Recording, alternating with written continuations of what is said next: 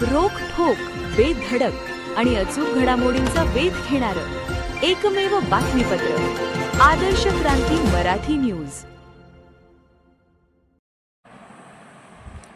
कामदा एकादशीच्या निमित्ताने श्री संत एकनाथ महाराज यांच्या मंदिरात भाविकांची गर्दी।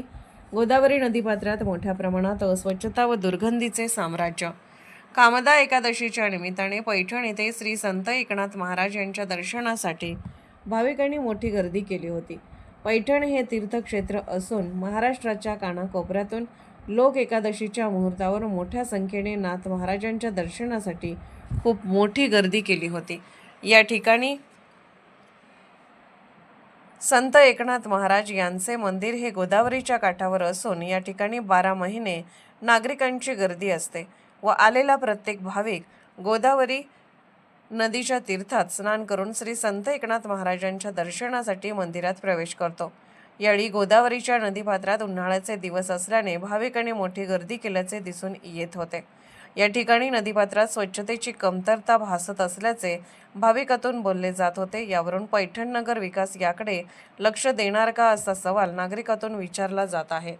पैठण हे तीर्थक्षेत्र आणि या ठिकाणी महाराष्ट्राच्या नव्हे तर भारत देशातून या ठिकाणी भाविक मोठ्या श्रद्धेने येतात, परंतु गोदावरीच्या घाटावर भाविकांना स्नान करण्यासाठी स्वच्छता नाही। या ठिकाणी प्रशासनाने स्वच्छतेसाठी आपल्या देशाचे पंतप्रधान नरेंद्र मोदी यांनी नदी शुद्धीकरण करण्यासाठी शेकडो रुपये खर्च करूनही या ठिकाणी मोठी दुर्गंधी पाहायला मिळाली।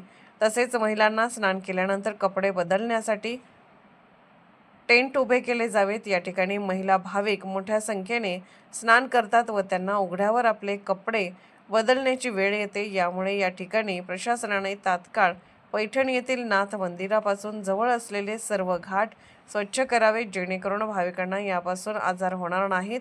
याची प्रशासनाने दखल घेऊन येथील घाट स्वच्छ करावेत असे आलेल्या भाविकातून बोलले जात होते। या ठिकाणी भाविक मोठ्या श्रद्धेने संत एकनाथ महाराज यांच्या दर्शनासाठी रांगेत उभे राहून संत एकनाथ महाराज यांचा जयघोष करत महाराजांच्या समाधीचे दर्शन घेऊन पैठण येथे असलेल्या महाराजांच्या जुन्या आठवणी पाहण्यासाठी भाविक श्रद्धेने पाहण्यासाठी गर्दी करतात। या ठिकाणी पैठणीसाठी प्रसिद्ध असलेले स्टॉल पाहावयास मिळतात व खरेदी करतात। या ठिकाणी नाथसागर हा मोठा जलाशय आहे। अशा असंख्य गोष्टींनी सजलेले पैठण पाहण्यासाठी भाविक मोठ्या प्रमाणात या ठिकाणी 12 महिने गर्दी करतात। यावेळी आमच्या प्रतिनिधींशी बोलताना श्री संत एकनाथ महाराज मंदिराचे पुजारी यांनी आपले मनोगत व्यक्त केले। या ठिकाणी 12 महिने भाविक मोठ्या संख्येने येतात। 15 दिवसासाठी नाथ षष्ठीला 3 दिवसाचा मोठा कार्यक्रम झाला होता, तेव्हा लाखोंचा जनसागर या ठिकाणी लोटला होता असे मत व्यक्त केले। या ठिकाणी 12 महिने भाविकांची गर्दी मोठ्या प्रमाणात असते। काय सांगाल महाराज, आज एकादशीचा दिवस आहे आणि भाविकांची भरपूर गर्दी आहे, तर काय आज एकादशीच्या निमित्ताने भाविकांची कसा प्रतिसाद मिळत आहे आपल्याला? एकादशी म्हणजे वारकऱ्यांसाठी एक पर्वणीचा दिवस असतो आणि विशेष म्हणजे आत्ताच एक 15 दिवसापूर्वी नाथषष्ठीचा पर्व होऊन गेलं। नाथषष्ठीला लाखोच्या संख्येने इथं भाविक उपस्थित होते।